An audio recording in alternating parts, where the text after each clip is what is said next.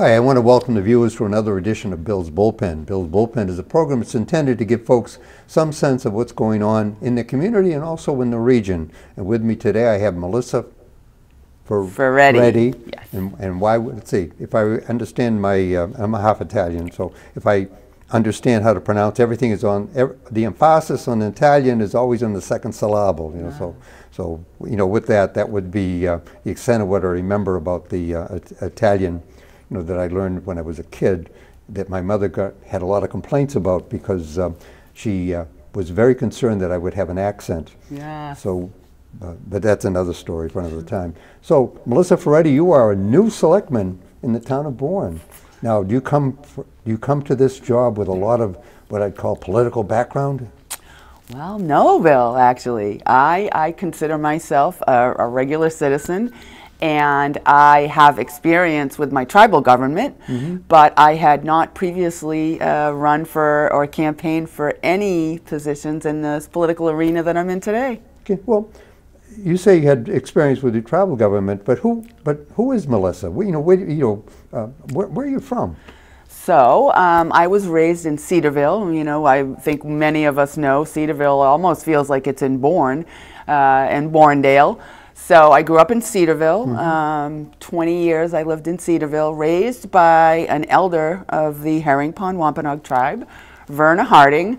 She was my father's aunt, born in 1905. Wow. So you can imagine Verna had a lot of stories to tell about Bournedale and, you know, Cedarville and Plymouth itself growing up. So raised by Verna, my sister and I, right in the center of Cedarville there, and educated in Plymouth Carver school system. It was Plymouth Carver then. We know it's now Plymouth.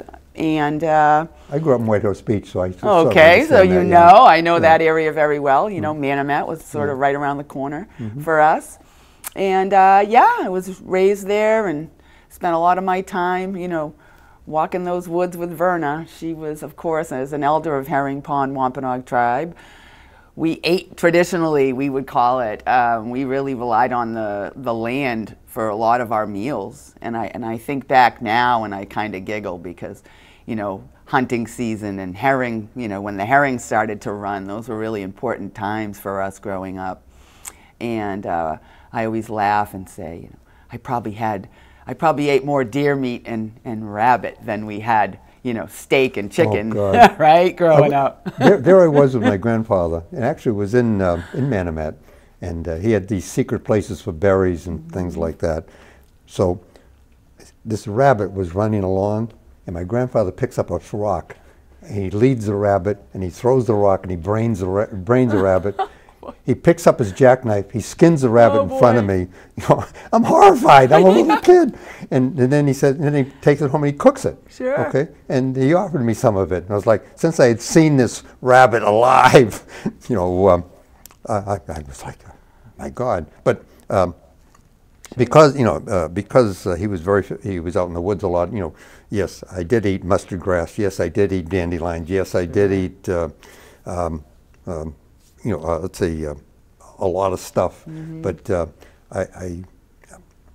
when it came to venison, that was not really high on the food list. My parents were not, and my father, you know, wasn't a hunter, so I never really saw venison until I lived in Europe, believe it or not. And roebuck, which was in German, which they used to serve it in the guest houses, but that was, yeah, that was much later in life. Now, did you go on to school beyond, you know, beyond high school? Well, I did attend Cape Cod Community College for some time. I took information technology, and that was the extent of my college education. I became a mother young. At age 21 was when my first child was born.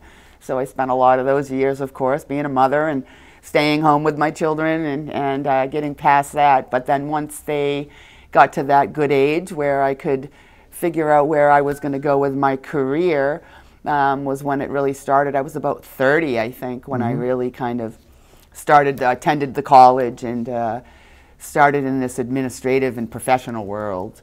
And it began with Mashpee Town Hall was my first professional position. Mashpee Town Hall. I know a lot of good folks over there. Yeah. Sure. I worked with Deb Damey and Debbie, the clerk. Yeah, Deb and Meg. Learned a lot from them, and just one summer, it was a really good experience. And then that position led me to, I actually worked at the Mashpee Wampanoag Tribal Council for several years. And that's a lot of where I learned about, you know, the tribal governance and really how to manage that for my community, Herring Pond.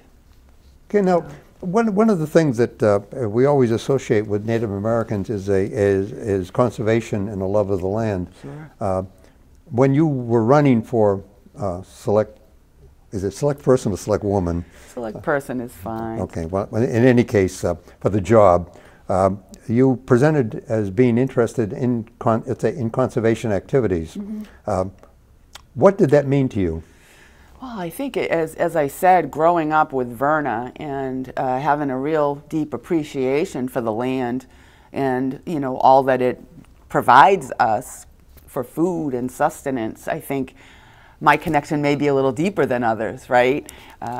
Growing up, and like I said, herring season was a really big time. I was probably the only child in the district who had a herring shed in our yard where we smoked herring every season. So the land and the native people, we always say that, you know, the land doesn't belong to us, we belong to it. So we feel as if we're part of the land and all that lives on it. All the natural world is part of our everyday life. So for me, conservation really comes down to that love of the land and where I was raised and my ancestors and the history that goes with that in Plymouth and Bournedale. And how was your job as a select woman here in Bourne going to help that? Well, I think it's important, first of all, to have the diversity on the board. I think that I bring a completely different outlook on things. As I said, you know, not everyone may understand that connection that we have as Native people to the land and to all of these things. But I think it's a good fit. I think it's about time that we have just our regular citizens, you know, doing this work and really listening to what the town needs. Well, I think you're absolutely right about having regular citizens being participants, because that's the responsibility that all citizens have, is to serve the community. And one of the things that that our pastor keeps emphasizing is that the real happiness only comes from helping others. Yeah, I've made it my life's work. I've spent a lot of my years. I come from a background, as I said, in administration and operations management. I'm a licensed real estate agent. I have been since 2003. I don't find as much time for that as I would like to, because I'm real busy doing this work in my community and for my tribal community as well. So I'm just expanded it. I have a much bigger family now. It includes Bourne. And in this much bigger family, what have you found as interest besides your interest in conservation as a member of the select board? I mean, I think there's a lot. I mean, Bourne has a lot going on right now. So as a newly elected select board member with maybe not as much, political background as some of the folks that may take these positions, I think it's gone well. I've found the experience to be extremely rewarding so far. Could you give me an example of what that means? I just think being in that, having a seat at the table in itself is really important. I've had to, of course, I've been on, 8 months now, so I am doing a lot of listening right now. I think it's important that I really take that step back and do the deep listening, because in order for me to know what the citizens want, that's what I need to really do. So I'm learning a lot. And of course there are some big hot, button issues that we're facing with our sewer and our wastewater and the bridges that are about to be built. The bridges. How well I remember those halcyon days when we used to tell people, because we live here, we know where the tunnel is. Sure, I'd like to go there. And some of us, especially when I was on the Cape Cod Commission, I wondered as to whether or not the canal had served its useful purpose, that instead of building a bridge, that we fill it in again, because it was the confluence of the Manomet and the Manomet River, of course. Manomet River, and you wonder, well, if we filled it in, would that, would that essentially serve, serve a better purpose than building yet another bridge, or, or I was proposing, as a tunnel, because I felt that we could have some sort of way of, a complex to, let's say, to get people across. Sure. The big issue for the bridges was always what I'd call the lack of cooperation from the Corps of Engineers with regard to the approaches to the bridges, because their only concern was the structural integrity of the bridge itself. Sure. And I found that when I was a county commissioner, that although the local folks were easy to talk to, that when we would go down to DC, they had what, let's say they used, there's an Anglo-Saxon expletive with regard to the way they would basically, we're the Corps of Engineers and you're not. Okay, so that was always a sticking point, for those of us who were trying, to try to make some sense out of what I'd call the importance of understanding how traffic works. Sure. And of course, Bourne is that unique community that has a river that runs through it, and right. As you know, there's an 11-foot drop between one end of the canal and the other, sure. and there's that. Did you ever get involved with the let's say the so-called vertical turbines that they were talking about putting into the canal? No, I'm not familiar with that. Okay, I hadn't well, gotten that far. I guess that goes back a while. Sure. What are some of the conservation projects that you would like to see the town get involved with? Oh boy, I mean, I think obviously we're in a real crisis with this climate change. So I think our waters and our saltwater intrusion, all of these things that go with conservation and climate change. I mean, I think that it's a complex issue. There's really, I don't know as if I could pick one specific thing. Well, one question I would ask you is that if you take a look at Sandy Neck, sure. Okay, which is in Sandwich, but not not in Bourne.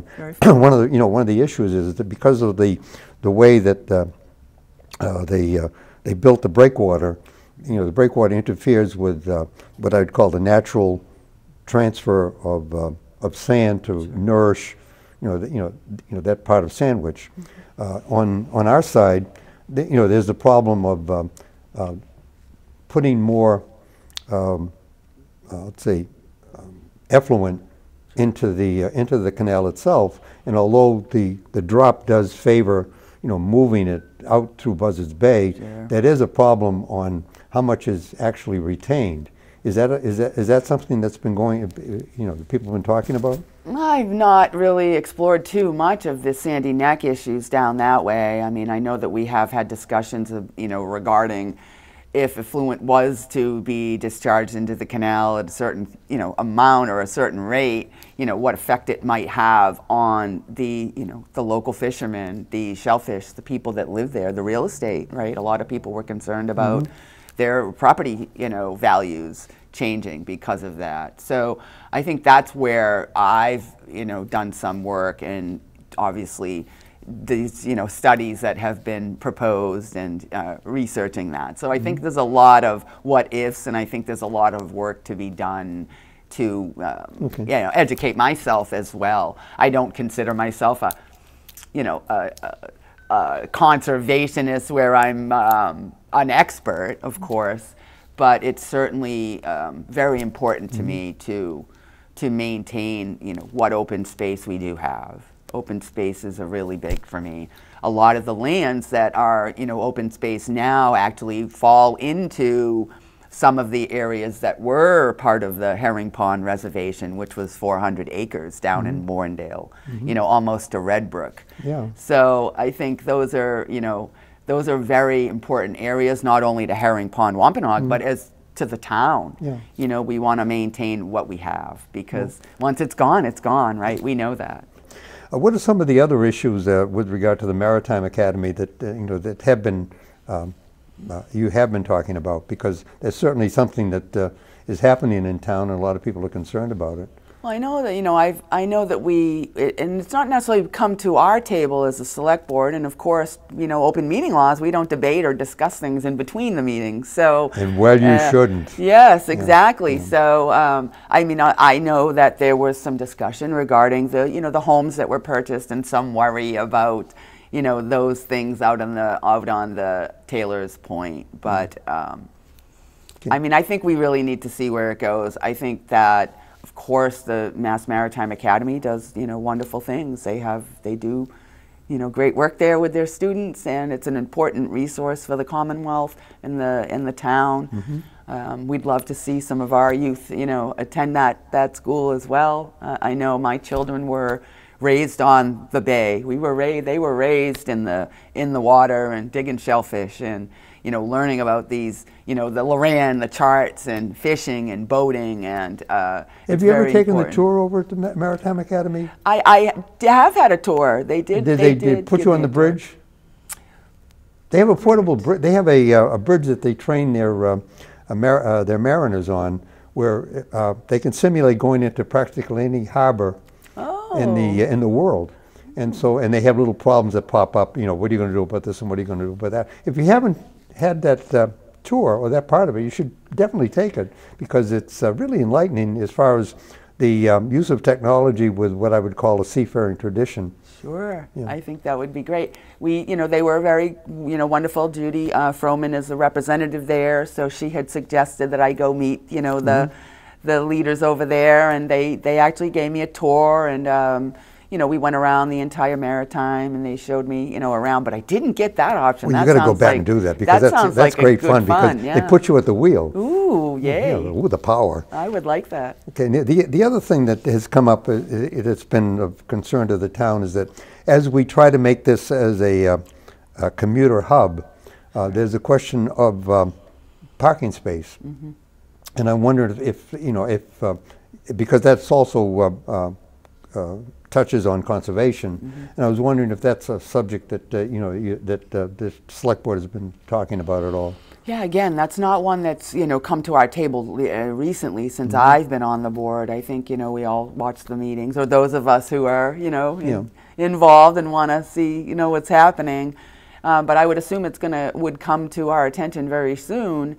As I mean, I live on Everett Road, so I see how quickly the parking lot fills up over there next door at the hotel.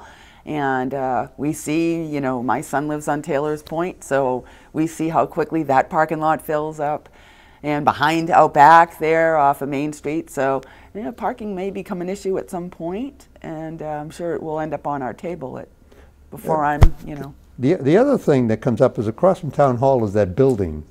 Okay, we've been talking about that. Sure. What's going on with that?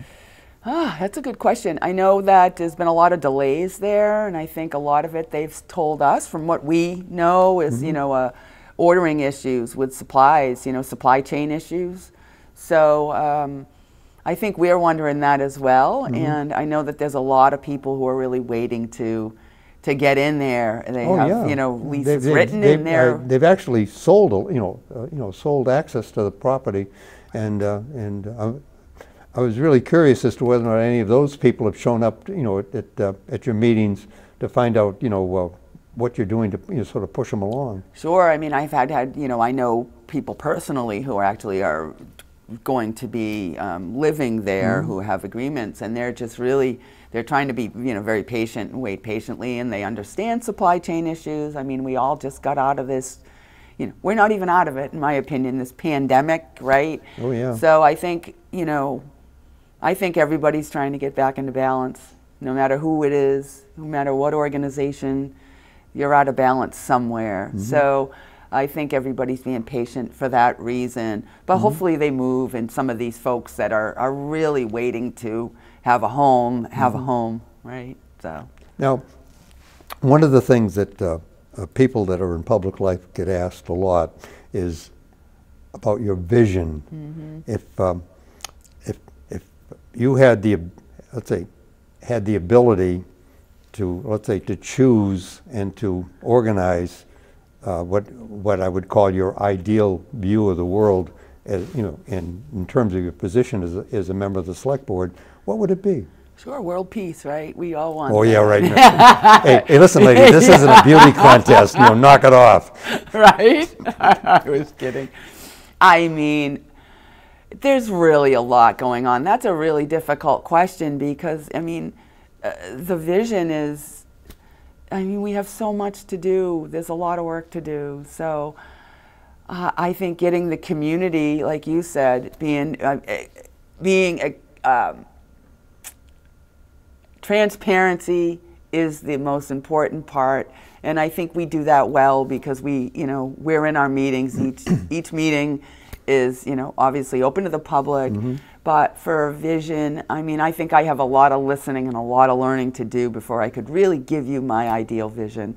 I mean, we have a lot to do, and especially, as I said, with our sewering and the bridges and our conservation and climate change is really a big deal. So I'd really love to see, more of that work happening. More. Well, one of the things that comes up in Massachusetts is town meeting. Sure. Okay, and perhaps preparing for town meeting is probably the biggest thing that that you have to go through as a sure. As a member of the select board. I've always been concerned that not enough attention is paid to what I'd call the passing of the budget as opposed to passing or dealing with somebody's problem with a dog license. Mm-hmm. Do you have any thoughts as to how we can get people to be more involved with actually reading the warrant? How can we get people to pay attention to something that's so important? Because our tax dollars are more controllable at this level than they are at the federal or the state level. Yeah, I mean, I think we do a pretty good job at, getting the information out there, mm-hmm. but how do, humans will be humans, and how do we do that? How do we, elicit more people and more participation, right? Well, that's the question. Should we serve food, right? Well, that was what we would do in my community. Well, I would tell you that I've never been to let's say a human service organization that didn't serve food, right. And it's probably the reason is that people pay more attention sure. if you're sitting down having a meal because you're sharing something. Sure. And as a matter of fact, a lot of religious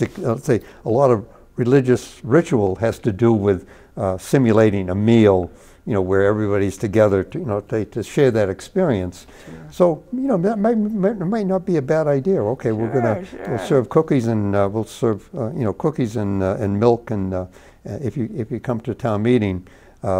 Sadly, the last town meeting, I was ill, so I wasn't able to go, and I really felt bad about that because usually, I do go. And then when I felt the guilt coming up because Peter put out the call about getting, sure. getting a quorum, and I'm saying, oh my God, see, of course, in Katomet, I told myself, okay, by the time I got up there, they probably have enough people show up because there were people in the building, that they could bring in. But I'm going to say to you and to the people that are watching, showing up is not only important; it's essential. Let's say to getting things done. That in a community that has town meeting, that it's very important that that in that showing up, you're participating, and that's what. Select boards, in my experience, want to have from the people. They want participation and their own personal responsibility to know the issues and to understand that their vote, when they make it, is not just let's say, an arbitrary dropping of a mark on a ballot, sure. but should have some connection. The advice that I got from my 8th grade teacher, Sister Margaret, who said that she had an example of ethics, and the example of ethics was that this woman knew that her boss was a bum and he was a crook, and that if he got reelected, though, her job would be safe. Oh, boy. So she had to make a choice between what the right thing to do was, and what the right thing and in her own benefit.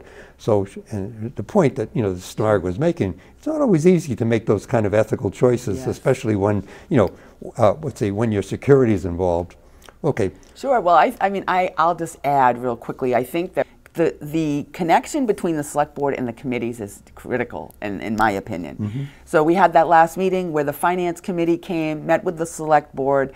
I think fostering those relationships between the committees also gets more people listening. The finance committee does an amazing job. It's very hard work what they're doing. And I think it's our job as a select board to listen to the committees and to their concerns and to show them that we're paying attention. Well, so that's critical. Right? You have a benefit of having a long-serving member of the finance committee who's on the select board now. Yeah. And I have great respect for her because the one thing I noticed over the years is she does her homework. Sure. And beware if you're talking to her, you better know what you're talking about. Absolutely. So, and to our great credit, we have that going on. Now, believe it or not, we've come to the end of all of this, and so I'd like to find out, Melissa, is there any takeaway that you would want people to have from this from your appearance here? Takeaway. What would you want people to remember about you in this visit? Well, I mean, I think that what's important is that my heart is in the right place. And a lot of politicians, I think, from what I'm told, you know, they come into this for maybe different reasons. And for me, I took this step to become a select board in this community, but to become a select board member because I care. And what really matters is what my constituents want. So I want people to feel free to contact me or talk to me. And how would they do that? They could contact me through the Bourne website, I'm there sure. You go. Okay, and so how easy is that? Right. Okay. So anyway, so folks, you've been listening to Melissa Feretti, who's a new member of the select board, and she's in her listening phase. And the people that she wants to listen to are the people of Bourne. So take advantage of that invitation and do that. Yeah. And with that, I want to thank you for coming, and I want to thank the listeners for and viewers for watching. And you've been watching another production of Bourne TV.